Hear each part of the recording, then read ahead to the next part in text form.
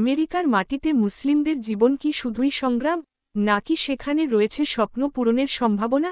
চলুন 2025 সালের আমেরিকায় মুসলিমদের বাস্তবতা জানি এবং বাংলাদেশি মুসলিমদের জন্য এর শিক্ষণীয় দিকগুলো অনুসন্ধান করি। ভাবুন তো, আমেরিকার বুকে এমন একটি শহর আছে যেখানে মুসলিমদের সংখ্যা এতটাই বেশি যে মানুষ একে বলে আমেরিকার ছোট ইসলামাবাদ। শহরের নাম ডিয়ারবর্ন, মিশিগান।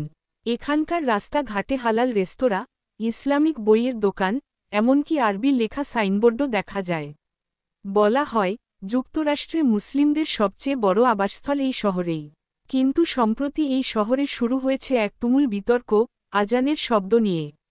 প্রশ্ন হচ্ছে, ভোরের আজান কি ধর্মীয় স্বাধীনতার প্রতীক, নাকি এটি অন্যদের জন্য অসুবিধা?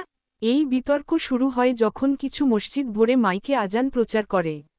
মুসলিমদের জন্য এটি ছিল আনন্দের, কারণ তারা প্রবাসের দেশে থেকেও নিজেদের ধর্মীয় পরিচয়কে উন্মুক্তভাবে প্রকাশ করতে পারছে।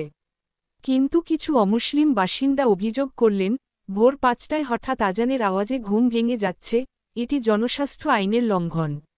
একদল বলছে, আজান শুধু একটি ডাক নয়, এটি মুসলিম পরিচয়ের প্রতীক।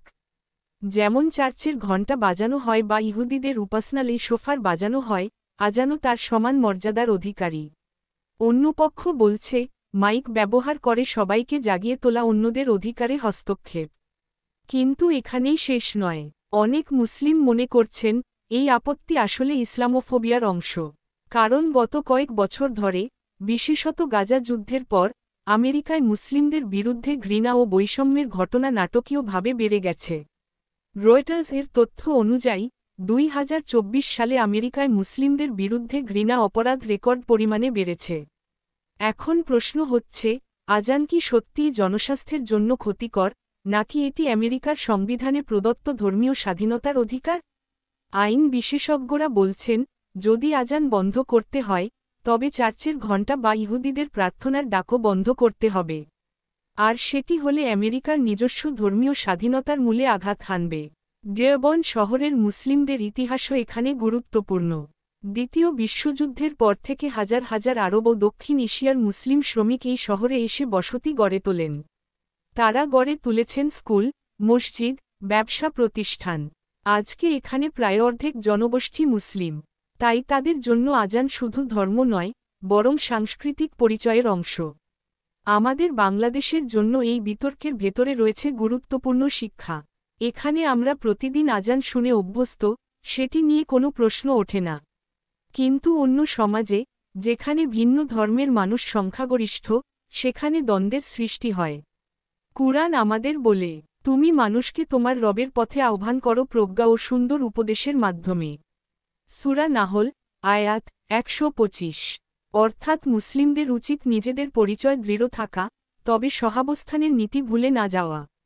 অন্যকে বিরক্ত না করে, আবার নিজের অধিকারও বিসর্জন না দিয়ে একটি ভারসাম্যপূর্ণ পথ খুঁজে নেওয়া।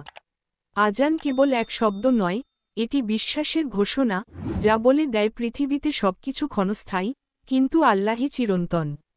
তাই আমেরিকায় আজান নিয়ে যে বিতর্ক চলছে, সেটি আসলে মুসলিম পরিচয় রক্ষার সংগ্রামের প্রতীক।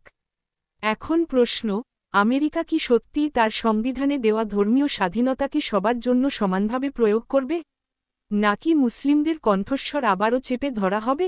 প্রিয় দর্শক, এই ঘটনাটি আমাদের মনে করিয়ে দেয়, আমরা যেখানে থাকি না কেন, ইসলামের পরিচয় বহন করা কখনো সহজ নয়। এজন্য দরকার ধৈর্য, ঐক্য এবং প্রজ্ঞা। আপনার কি মনে হয়, আজান কি শুধুই শব্দ, নাকি এটি মুসলিমদের আত্মার মুক্তির আহ্বান? মন্তব্যে আপনার মতামত লিখুন। আর যদি আলোচনাটি আপনাকে স্পর্শ করে থাকে, তাহলে অবশ্যই আমাদের চ্যানেল স্পার্ক অফ ইমানে সাবস্ক্রাইব করুন।